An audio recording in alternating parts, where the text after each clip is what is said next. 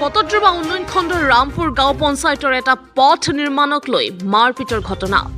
বটদ্ৰৱা উন্নয়ন খণ্ডৰ অধীনৰ ৰামপুৰ গাঁও পঞ্চায়তৰ ৫ নং ৱাৰ্ডৰ এটা পথ নিৰ্মাণক লৈ উত্তপ্ত পৰিস্থিতিৰ সৃষ্টি হয়।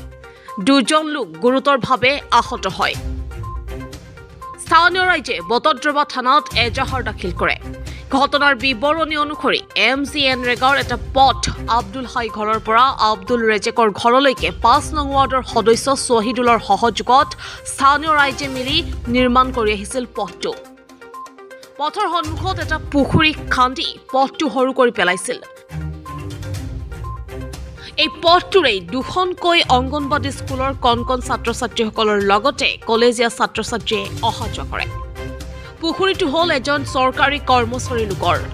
ৰাইজে পুখুৰীটোত পথ নিৰ্মাণ কৰিবলৈ মাটি পেলাবলৈ যাওঁতেই পুখুৰীৰ মালিকে আহি বাধা দি দুজন লোকক মাৰপিট কৰাৰ অভিযোগ তুলিছে ৰাইজে।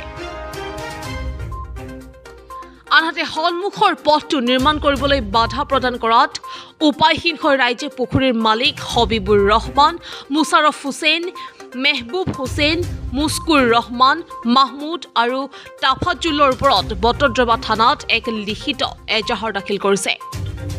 লগে লগে এজাহাৰৰ ভিত্তিত আৰক্ষী লোক ঘটনাস্থলীত উপস্থিত হৈ দুয়ো পক্ষকে থানালৈ মাতি লৈ আহে। ৰাইজেও অতি সোনকালে সুমীমাংসাৰ জৰিয়তে স্থানীয় ৰাইজৰ লগতে কণ ছাত্ৰ ছাত্ৰীসকলে যাতে সুন্দৰভাৱে ৰাস্তাটোৰে অহা যোৱা কৰিব পাৰে তাৰে সমাধান বিচাৰিছে।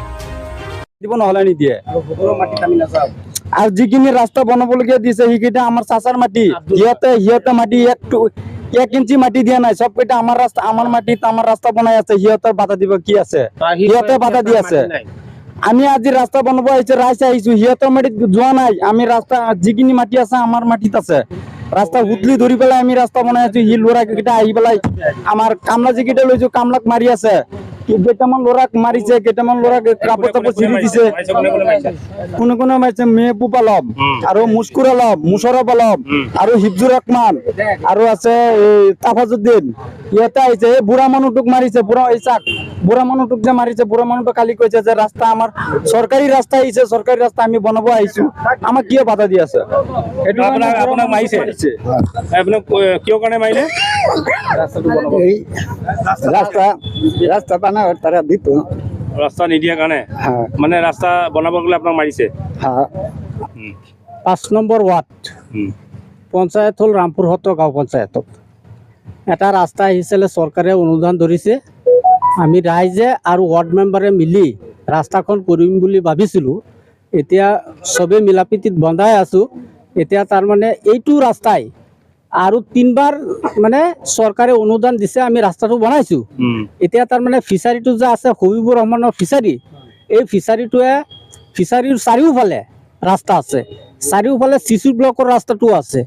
আমাৰ যিটো ৰাস্তালৈ এতিয়া বৰ্তমান কেচকাল চলি আছে, এইটো ৰাস্তা আপোনাৰ আব্দুল হাইৰ ঘৰৰ পৰা আব্দুল ৰাজাকৰ ঘৰলৈকে আমি ৰাস্তাটো বনাবৰ কাৰণে প্ৰস্তুতি লৈছিলোঁ ৰাইজে আৰু ৱাৰ্ড মেম্বাৰে মিলি। এতিয়া তাৰমানে হবিবুৰ ৰহমানৰ ফিচাৰীটোৱে ৰাস্তাখিনি মানে ফিচাৰীয়ে ভাঙি দিছে। এতিয়া ৰাস্তাটো আমি ৰাইজে বনাব বিচাৰিছিলোঁ, তেখেতে বাধা দিছে। ৰাস্তাত ৰামপুৰ সত্ৰ 5 নম্বৰ ৱাৰ্ডৰ কাম পঞ্চায়তে এবাৰ নহয়, 2বাৰ নহয়, 3বাৰ কৰিছে। এইবাৰো কৰি আছে। কিন্তু হবিবুৰ ৰহমান যে তেখেতে মানে কৰিব নিদিয়ে।